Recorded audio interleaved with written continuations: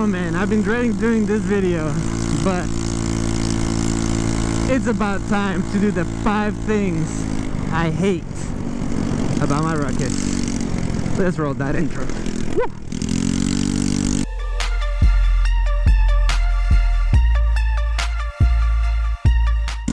What's up everyone, this is Spaz with Mobile on 2 wheels. Oh, if this is the first time you're here, welcome. If it's not, welcome back. So I wanna, I guess, preface this video by saying that I love my Ruckus, and although these are things that I hate, I still love it. I will probably keep it forever, even though sometimes it pisses me off. But these are gonna be the 5 things I absolutely hate but can live with about my Ruckus. The first one, after the wheelie craze came about with the Groms, and obviously there was supermotos and dirt bikes that did it as well, but for some reason the Groms and the mini motos just brought about hoonigan shenanigans and a lot of fun with them. So one thing I hate about my Ruckus as it stands with the GGY6 stretch and 12-inch stretch is that I cannot wheelie on it. I know people are like, it's a CVT, how can you wheelie? There are people that have. If you have a stock Ruckus, there are ways to make it wheelie. And after, I mean, I swapped and everything, and I love the way my Ruckus looks. But man, would it be fun to do that. And then very recently there was these guys that went off-roading on the Ruckus, and I was incredibly jealous. I know I have spent all this money to make this Ruckus look the way it is now, but they were going off-roading and they had a blast off-roading on the Ruckus. So yeah. That is the first thing that I hate about the Ruckus, that I cannot, with the way it's set up now, the center of gravity is way more forward than the actual wheel, the rear wheel. So there is very little chance, if any, for me to actually wheelie or do any sort of tricks like stoppies, things like that. It's not happening. The number 2 reason I hate about the Ruckus, after I did, I guess, to build off of the original one, when I did the swap, obviously a lot of people like to do a stretch and lowered. I guess stretch and slammed is what some people call it. On the Ruckus is on the Ruckai. But yeah, so you end up doing that, and as cool as it looks, I scrape everywhere. Anytime I want to do a left turn, I have to do the widest of like left turns, because what ends up happening is my kickstand, which is the lowest part of the Ruckus, it scrapes. And even going up into my driveway, part of the reason why I'm pretty sure that my exhaust stud broke was because at some point I kept scraping it and hitting it when I was going up my driveway. So it's not much of an incline, but I guess I did scrape a lot. I've extended the rear shock a little bit, so it's a little more raised than it was before. But if I go down instead of rolling, I still have to get off of the bike so the front frame doesn't scrape when I go down my driveway. So yeah, scraping. Scraping, no wheelies. Let's build on those, because the issues that I've had with my GY6, I mean, I love the way it sounds, I love the way it looks. I fell in love with the wheels, is what actually happened, and I ended up buying the whole complete swap because of the wheels. But I know that's a horrible reason, but I've had a lot of issues with the GY6. A lot of them is inexperience.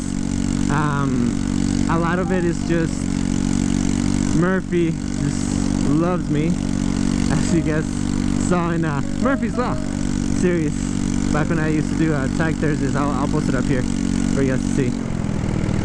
But yeah, so I used to have a lot of issues. Right now, I mean, I don't really have as many issues. The biggest thing that happened is my battery kind of just dies, because after the GY6 sits for a while, it is pretty difficult, at least for mine, to get it up and running again. Once it runs, like if I ride it around on a consistent basis, like I can start it up no issue, but I'm pretty sure I drained my battery, and I had to actually, as you guys saw in the previous video, and a few previous videos I'll put up here as well, or down in the description below, I had to jump it with my car's battery so it could actually start, and even then it was struggling a little bit. So, but once I get it started, it's pretty good.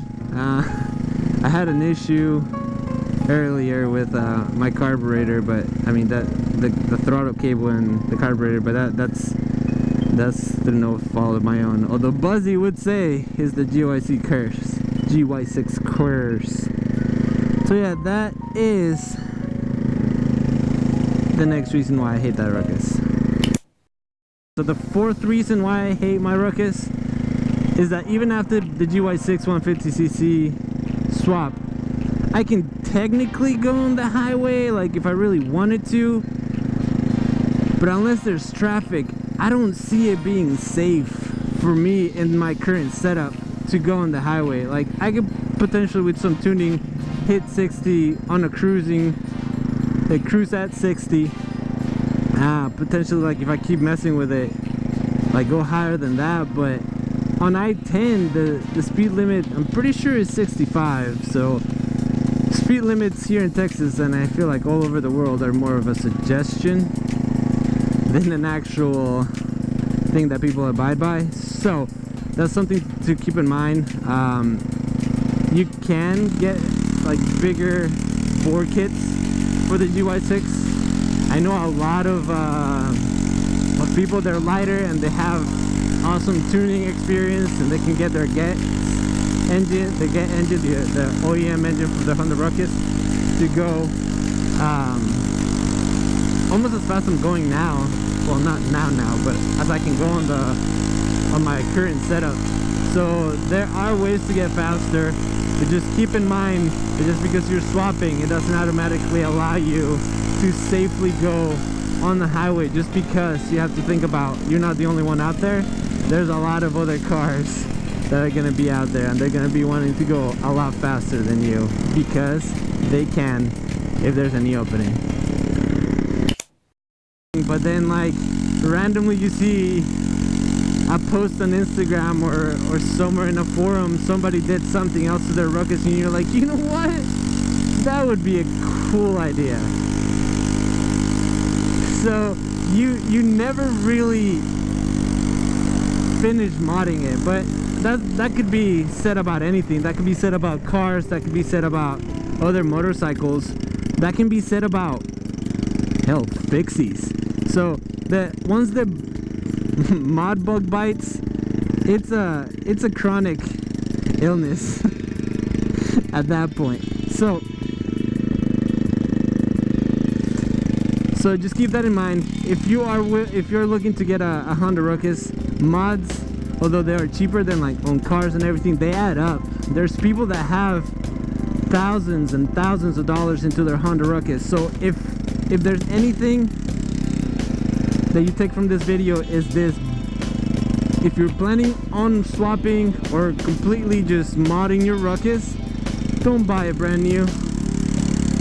I know, like, they look pretty out in the dealer, but as soon as you go out of there, they drop in price, and you're just gonna tear it apart, which a lot of the times is gonna void your warranty anyway.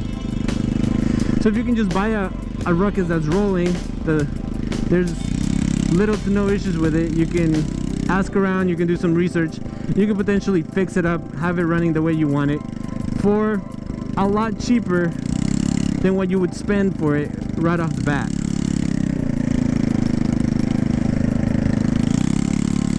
So yeah, mods, and like I said, they add up, and they may be $50 here, $100 there, But like I said, there are people that have thousands and thousands, me included, thousands of dollars into their swaps, and it's not worth buying a brand, in my opinion, it's not worth buying a brand new bike that you're just gonna tear apart anyway. So keep that in mind. I guess a bonus reason why I hate my Honda Ruckus is the fact that after you mod it so much, like it's a problem that Caesar's had from small engine velocity. Like he didn't really realize at the time, but the more mods you put into it, the, I guess, more of a garage queen it ends up being, to where you're only riding it for special occasions, or it doesn't become your daily anymore. Something that Honest Mike says from Scoot TV is his Ruckus still has the stock seat height. I think he's got a lot of engine mods to it for sure, CVT tune, the carburetor tune, and everything. But he rides it on a pretty daily basis, if not daily. I mean, he's got a few scoots, so he probably doesn't just ride the Ruckus. But his build, let's call it, is more for function rather than looks. So that's something that you gotta keep into consideration. If that's gonna be your only mode of transportation, you're definitely gonna want something that's gonna be more reliable. Tune a get it, take it from me. I mean, I have ridden with both, and knowing now, like, what I guess I wish I knew then what I know now about the Get engine and everything that could have been done to it, because I could have potentially been able to hit pretty similar speeds on my Get with some tuning and a lot less money than what it ended up costing for the swap. Make sure you do all your research, because a front wheel change also most of the time requires you to get disc brakes. A disc brake setup could cost anywhere between $400 to $600, maybe even $700 just for the front forks, the two forks, the rotor, the disc, the caliper, the brake line, the brake lever, the hub. So just keep in mind that before you do a mod, just plan it out, research it, and make sure that you can actually afford it in the long run, because once you're in and you're not gonna want to stop. So if you guys like that, give it a thumbs up. Like I said, I love my Ruckus, although there are 5 things that I hate listed on top of the bonus one that I put on there. Oh shoot, sorry, excuse me, can I get in there? Thank you. I didn't know that was turn only, my bad. But yeah, so if you like this kind of videos, just give me a thumbs up. If you want to see more of the things that I have, hit that subscribe button. And if you don't want to miss anything that I post, hit that bell so you're notified every single time I upload something. And until next time, guys, keep causing a ruckus. Spass out. Later.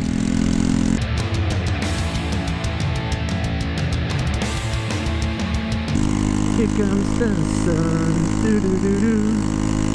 Here comes the sun, and I say it's alright. Doo doo doo doo doo doo doo doo doo doo doo doo doo.